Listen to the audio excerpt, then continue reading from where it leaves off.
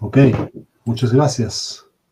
Un saludo a todos ustedes. Disculpas por haber entrado tarde, pero hubo una confusión de los horarios entre Brasil e Inglaterra. Pero voy a ser breve en mi introducción. Primero, muchas gracias por la invitación. Yo entiendo que este grupo que está escuchando esta presentación en Embrapa está interesado en una manera de abordar los desafíos sociales, los desafíos tecnológicos que enfrenta Brasil de una manera distinta a la anterior. Eso es lo que yo entiendo. Bueno, innovación transformativa, hay otros también, pero innovación transformativa es uno de los enfoques donde hay interés. Y hemos tenido conversaciones anteriores. Yo he conversado con ustedes, creo que 2 años atrás quizás, sobre este enfoque. Desde allí, el enfoque de innovación transformativa se ha expandido. Ahora la OCDE ha asumido un documento grande sobre innovación transformativa. El Centro de Investigación de la Unión Europea de Sevilla también ahora tiene un programa grande sobre innovación transformativa. Y nosotros, en el Consorcio de Política de Innovación Transformativa, estamos trabajando con Panamá, con Senacit de Panamá, porque ellos ahora han adoptado innovación transformativa. Hay un programa de $300.000 financiado por el Banco Interamericano de Desarrollo, asumiendo una convocatoria sobre innovación transformativa. Entonces, está creciendo y además lo bueno es que también nosotros ahora tenemos una experiencia mayor sobre cómo trabajar este enfoque en la práctica. Así que mi propósito hoy día es compartir algunas de esas reflexiones con ustedes. Pero en particular me gustaría enfocar la conversación sobre este tema de evaluación. Evaluación de política pública es absolutamente fundamental para poder llevar a cabo una política, cualquier política pública, porque la política pública es financiada por fondos públicos. Y los sistemas de evaluación actuales responden a lo que Marcelo mencionó en su presentación como los marcos 1 y 2 de innovación. Es decir, responden a la necesidad de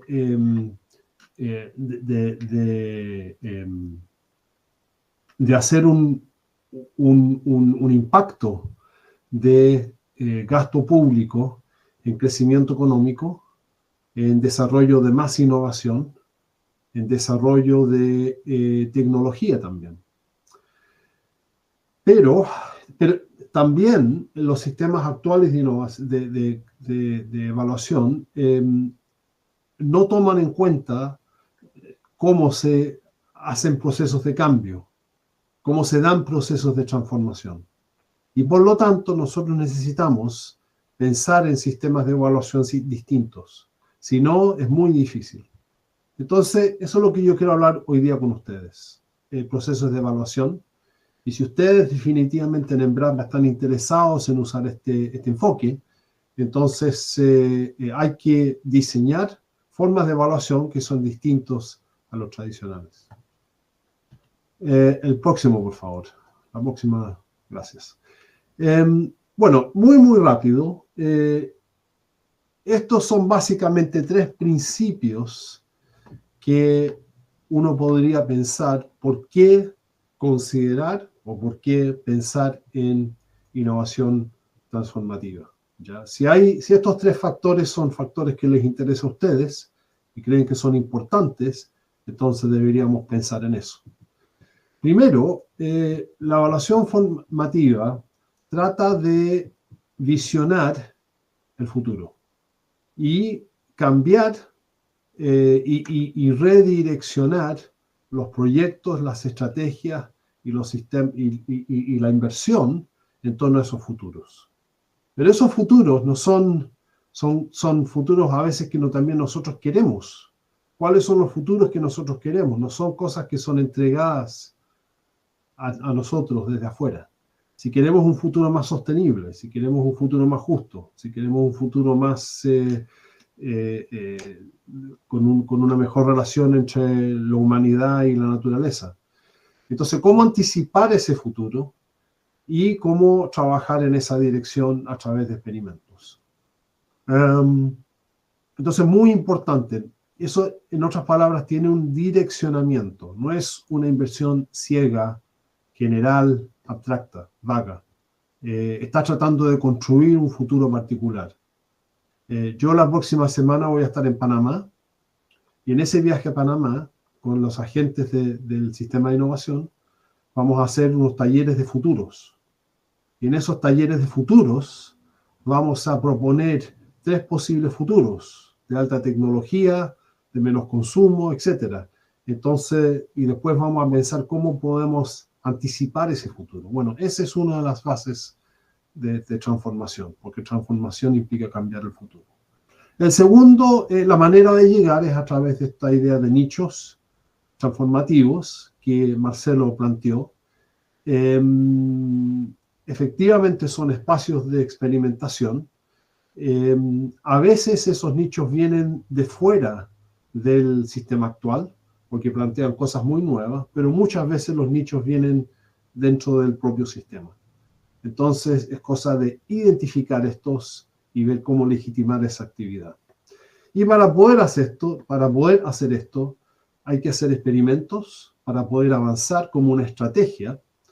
Pero no solamente esto, y eso es la parte más difícil quizás, es cómo se coordinan estos distintos experimentos, estas actividades en torno a un cambio de sistema. Probablemente el factor más difícil es encontrar esos intermediarios capaces de coordinar e intermediar distintos proyectos aislados y fragmentados en una estrategia de cambio. ¿Ya? Y eso es lo que muchas veces hace que no se pueda avanzar con esto. Esos son 3 elementos que uno debería considerar si uno quiere pensar en transformación. La que sigue, por favor. Sí, si quiere avanzar un poco más. Gracias. Bueno, entonces llegamos al tema de la evaluación. Como les dije antes, ahora, como se dice en inglés, el mainstream, es decir, las organizaciones grandes, principales, multilaterales, varias, han comenzado a adoptar, por lo menos en palabras, innovación transformativa. Pero uno de los mensajes que le quiero plantear es que esto no es suficiente, porque si los métodos de evaluación siguen como los anteriores, va a ser muy, muy difícil poder transformar nada, porque simplemente las formas de financiamiento, las formas de evaluación de estos financiamientos no están construidas o diseñadas para pensar en estos cambios. Entonces necesitamos, o transformaciones, entonces necesitamos un enfoque nuevo. Déjame entrar un poco más en detalle en esta idea. Los enfoques tradicionales para llevar a cabo evaluación son generalmente y han sido basados en la efectividad y la eficiencia de las intervenciones.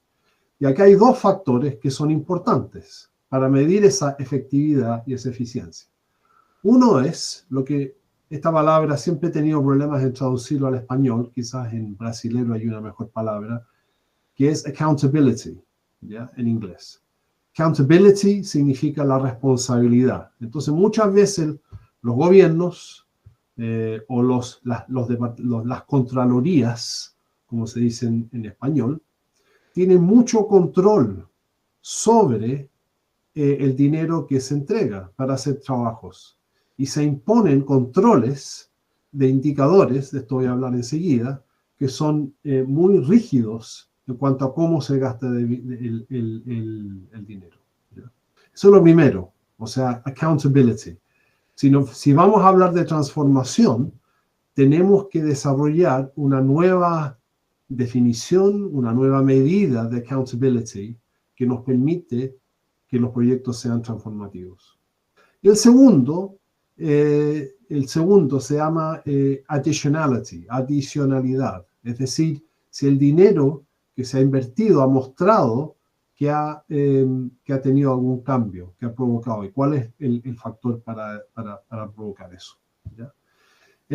O sea, additionality, adicionalidad, si los resultados hubiesen sido obtenidos sin la intervención, son muy importantes. Bueno, déjame el próximo, por favor. Ahora, ¿cuáles son los limitantes de estos dos conceptos usados en la manera actual para poder llevar a cabo transformación? El primero tiene que ver con cómo se miden accountability y additionality. Porque la manera en la cual tradicionalmente se hace esto es que uno está trabajando, y esto lo muestro en esta transparencia, y uno tiene un programa o un proyecto típicamente, y los indicadores para mostrar additionality o mostrar accountability dentro de esto son impuestos, son proxies, que son impuestos desde afuera para mostrar el éxito o el fracaso de un proyecto. Y el criterio para imponer esos indicadores no es si ese indicador es una buena forma de medir los objetivos, si se están logrando los objetivos que están dentro de ese programa o dentro de ese proyecto, sino que son indicadores basados en cuán fácil uno puede medir el rendimiento de ese proyecto. Entonces, al final, ¿qué pasa? Los actores, los investigadores o las comunidades, o depende de quién recibe ese dinero, trabaja en función a esos indicadores externamente impuestos y no en torno a los problemas que originalmente se propusieron. Entonces hay un desfase entre las dos cosas, ¿ya? Y eso es un enorme problema, porque si uno quiere hacer una evaluación, porque la evaluación tiene que ser hasta qué punto uno puede avanzar en la solución, en el desarrollo de ese problema. Es decir, la evaluación tiene que proponer, tiene que ser basado en principios de aprendizaje.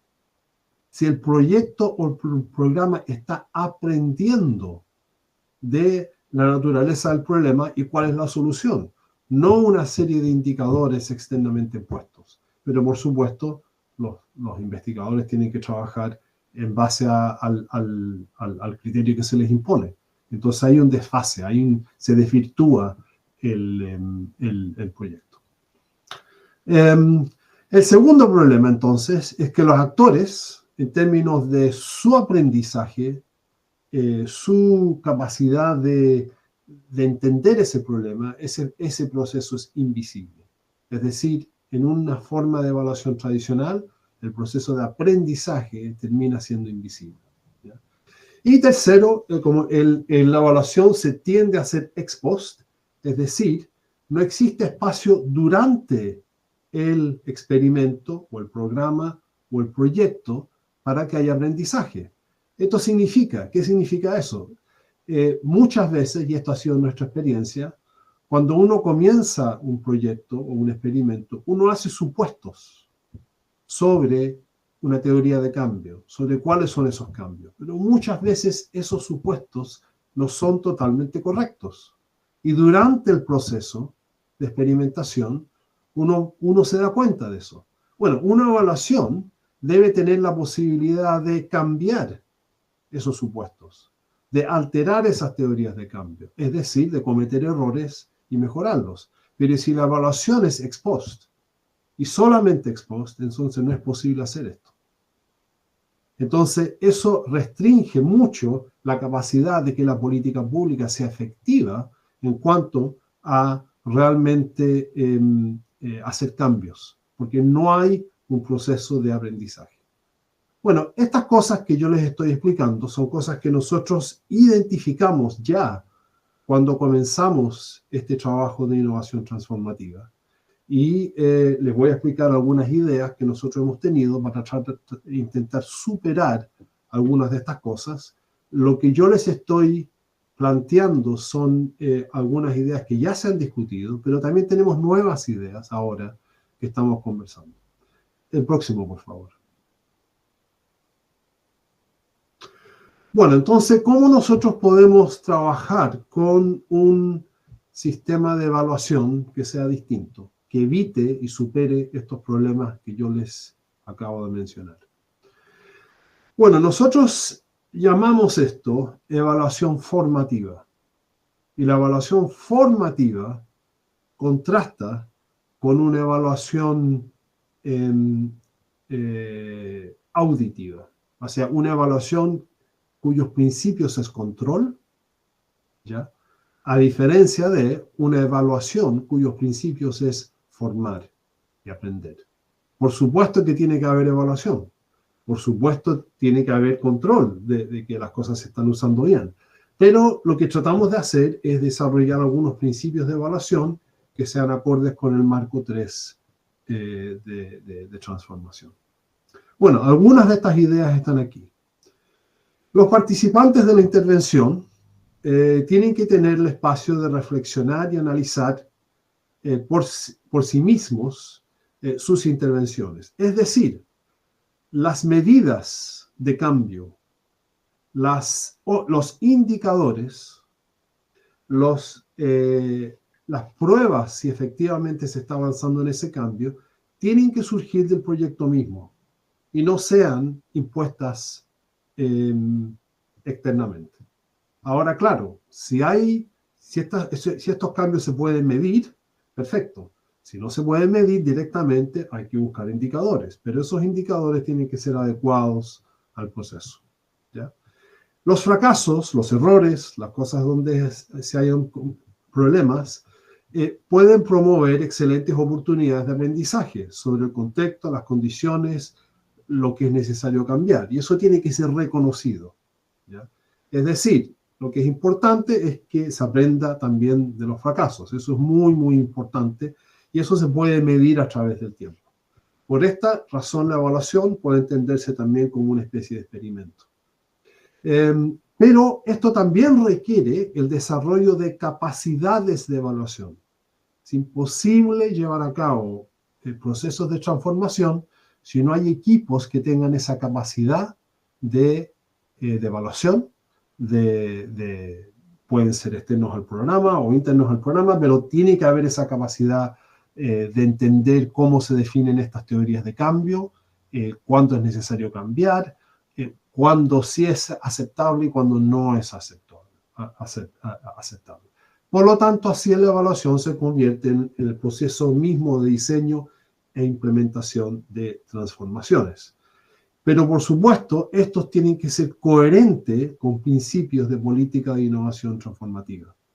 Los 12 alcances transformativos que Marcelo hablaba, nosotros seguimos esos principios en general como innovación transformativa. Y es importante ser coherente con esa visión. El que sigue, por favor. ¿Cuáles son algunas de entonces de los, digamos, de lo que estamos buscando? Si ustedes ven, hay 4 aquí que yo menciono que son bastante importantes. Primero, tiene que haber direccionalidad en esa orientación estratégica. Generalmente, cuando hablamos de direccionalidad en innovación transformativa, estamos hablando de principios de sostenibilidad a nivel general, ¿ya? O sea, hay que vincular. Esto es importante porque muchas veces en América Latina se trabaja justicia social, se trabaja inclusión, pero se deja de lado los principios de sostenibilidad. Y eso es importante entender de que los dos tienen que ir a la mano. Segundo, identificar los elementos cambiantes del sistema. Eso es muy importante, porque lo que nos interesa aquí, recuerden, esto es transformación, nos interesan procesos de transformación a corto y largo plazo. Bueno, pero ¿cuáles son esos? ¿Cómo los medimos? ¿Cómo los identificamos? Si son procesos, si esos cambios son a nivel individual, organizacional o sistémico, ¿ya? Y eso es bastante importante entender a qué nivel uno está trabajando. Tercero, determinar la contribución hacia el cambio sistémico en términos de los alcances y la profundidad del cambio. Hay cambios que son más locales, hay otros que son más nacionales, hay otros que ocurren en distintos sistemas sociotécnicos, como energético, agricultura. Todo eso tiene que ser bien aclarado en el sentido. Y determinar la agencia, es decir, el poder y capacidad de transformación de cambio. Es decir, uno tiene que tener una batería, y esto existe, de medidas, indicadores, principios para medir cambio, ¿ya? Porque eso es lo que este enfoque realmente está tratando de buscar. El que sigue, por favor. Las teorías de cambio tienen que ser sensibles a contextos, especialmente yo diría en países en sectores del sur global, donde los sistemas varían bastante según dónde uno está. Y por lo tanto, imponer una teoría de cambio genérica desde afuera es difícil, porque puede malinterpretar la situación.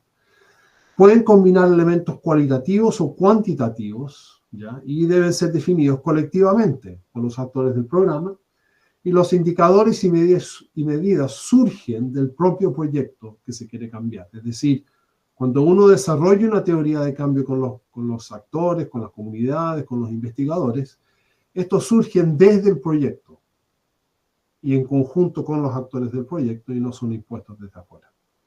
¿El que sigue, por favor? Este es un ejemplo de lo que nosotros llamamos una teoría de cambio genérica. Nosotros comenzamos con describir, bueno, en general, cuál es el experimento que uno quiere trabajar. Uno quiere trabajar con mujeres marginadas en una población. Uno quiere introducir una nueva forma, una nueva metodología de extensionismo con pequeños productores. Bueno, ¿cuál es el contexto? Segundo, nosotros hacemos un análisis del régimen sociotécnico.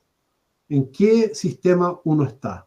¿Y por qué uno está buscando cambiarlo? ¿Cuáles son las características que uno lo hace, que queremos cambiar? ¿Es un problema de valores? ¿Es un problema de prácticas que son no sostenibles? ¿Cuál es la motivación para hacer este cambio a nivel general? Les voy a dar un par de ejemplos enseguida. Y después de haber hecho esa teoría de cambio genérica, que a propósito en muchos casos se basa en lo que Marcelo llamó la perspectiva multinivel, entonces pasamos a una teoría de cambio específica. Y esa teoría de cambio específica es específicamente lo que se va a hacer, ¿ya? Dentro de las posibilidades de un proyecto. Pero esa teoría de cambio específica tiene que ser consistente con la genérica. Si en la genérica nos hemos identificado que uno de los problemas del régimen sociotécnico, por ejemplo, digamos en agricultura, hay una sobreproducción y pérdida de alimento, ¿ya? A los supermercados, entonces la teoría de cambio específica tiene que ser las cosas que van a ayudar a remediar ese problema. Y finalmente hacemos una reflexión sobre si el proyecto cubre algunos de los 12 alcances transformativos. Estos 12 alcances transformativos de alguna manera recogen la experiencia de transformación a través de 30 años de literatura. Creo que Marcelo lo mencionó en su presentación. No es que todos los cambios tienen que ser reflejados en los 12 alcances, pero algunos deben ser. Pueden ser construcción de nichos, pueden ser fortalecimiento de nichos, puede ser algo que ve con debilitar el régimen sociotécnico. ¿Ok? Pero esa es una manera en la cual miramos si efectivamente estamos tratando de transformar algo. Que sigue, por favor.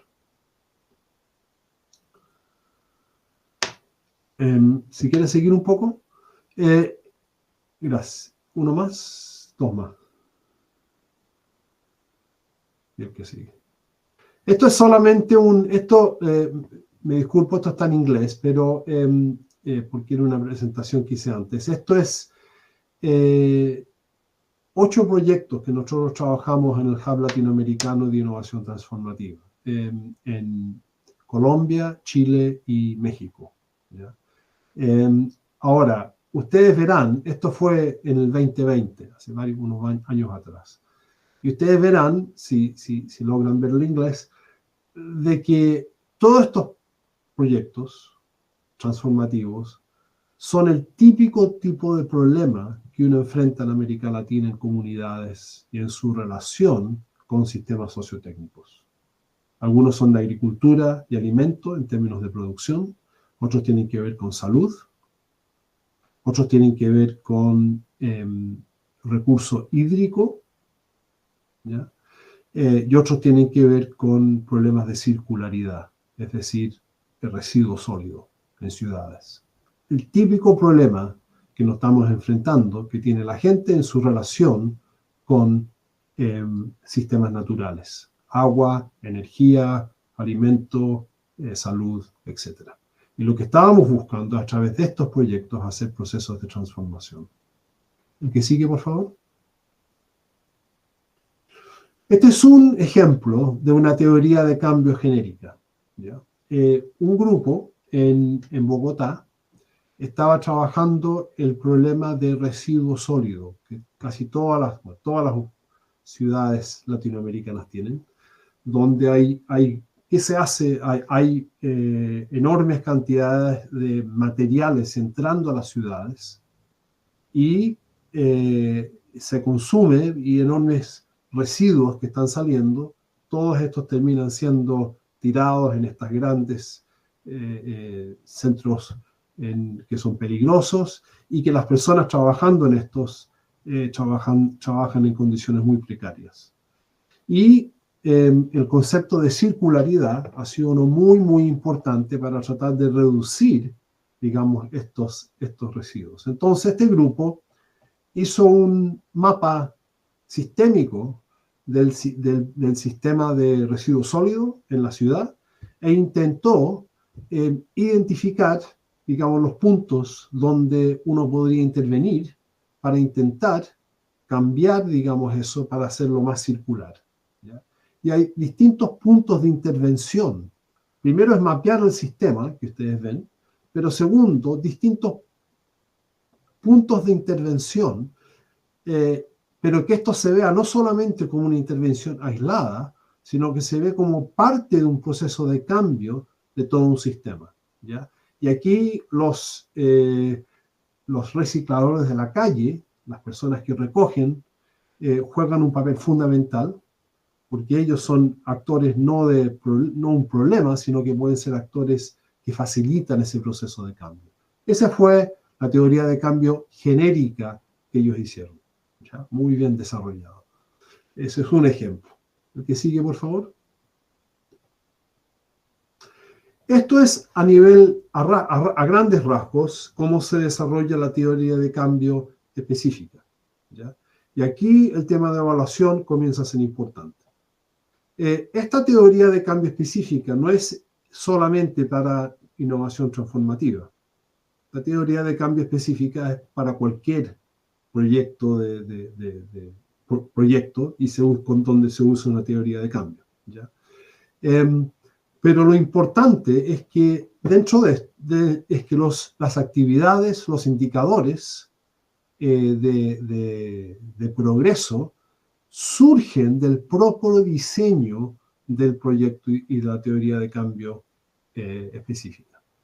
Entonces aquí uno tiene, a mano izquierda, tiene el input, la estructura, es decir, cuánto tiempo uno tiene, cuánto dinero, cuánta gente, qué tipo de recursos uno cuenta. Y después, aquí se hace la actividad, el output y el outcome. Yo quiero enfatizar, lo tengo en amarillo ahí, porque quiero enfatizar que la gran mayoría de la actividad ocurre dentro de esos 3 pasos. Y en particular, por si ustedes todavía no lo saben, es importante diferenciar entre el output y el outcome. ¿Ya? El output es lo que ustedes van a producir como parte de un proyecto. Se va a producir un manual de cómo alimentarse mejor. Se van a cosechar, se va a introducir un nuevo producto de agricultura. ¿Ya? El outcome es el cambio que ese output va a producir.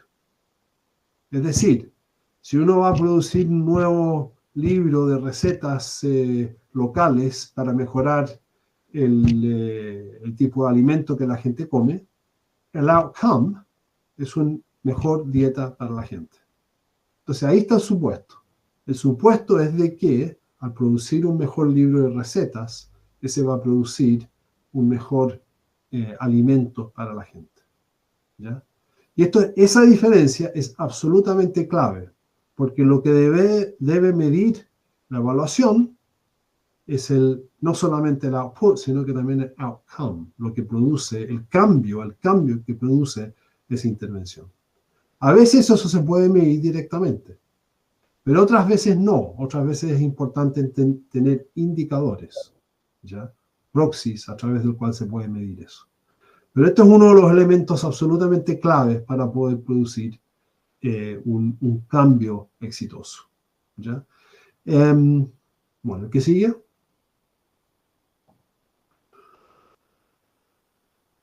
Esto es un ejemplo que ustedes no lo voy a leer todo, pero este es un proceso de lo que se hizo a través de una teoría de cambio específica. Un contexto, un input, es decir, lo que el proyecto pudo hacer, la actividad que se decidió hacer, talleres con universidades, colegios, extensionismo, etcétera, etcétera.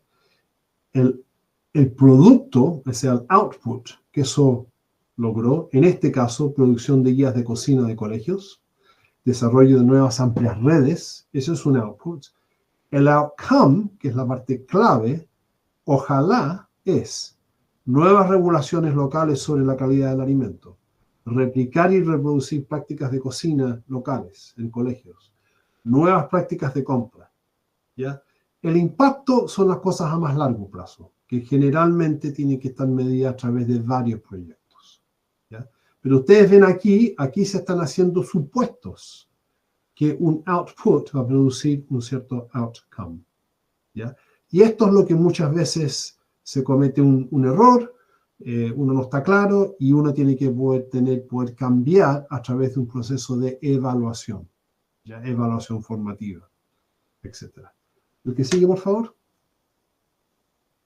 Ojalá que de esta manera yo les he mostrado de que la innovación transformativa no es algo tan vago, no es algo tan abstracto, que uno lo puede bajar de una manera concreta a cosas que se están haciendo, pero uno se está dando cuenta que cada proyecto es parte de una narrativa, es parte de una estrategia general de cambio sistémico que uno tiene que trabajar. Y uno tiene que tener esos coordinadores, esos actores para poder coordinar ese proceso entre distintos proyectos. Algunos desafíos para poder llevar esto a cabo y que funcione de manera correcta. Uno, ¿cómo uno define los productos? Ya siempre es un problema, bueno, tiene que hacerlo con mucho cuidado.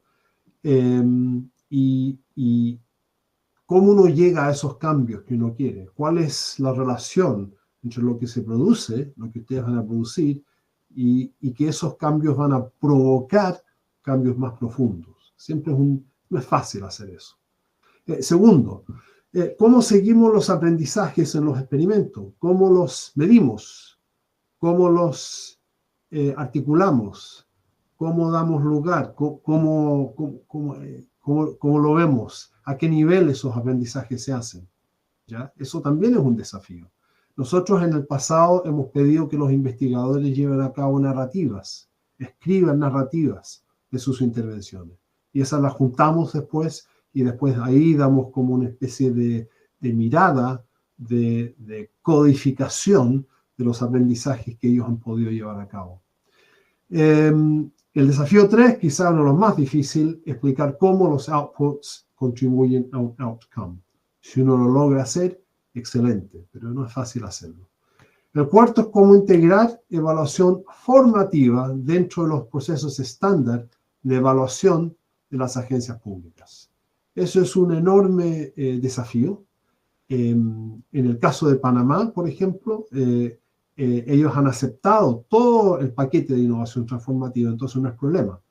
Pero en otros contextos es problemático, porque los procesos estándar de evaluación siguen exigiendo en indicadores externamente impuestos que desvirtúan al final ese proceso de aprendizaje que yo les he tratado de explicar. Pero es un problema que uno tiene que abordar. 5. ¿Cómo los resultados de evaluación alimentan un diseño de política o apoyan el escalamiento de ese proceso? Obviamente hay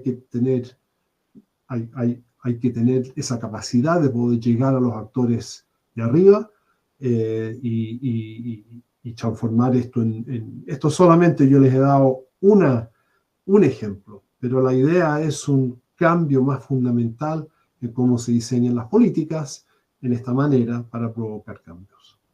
Creo que esa es la última presentación. Muchas gracias a ustedes por haberme escuchado y si tienen alguna pregunta, tratamos de responder. Muchas gracias.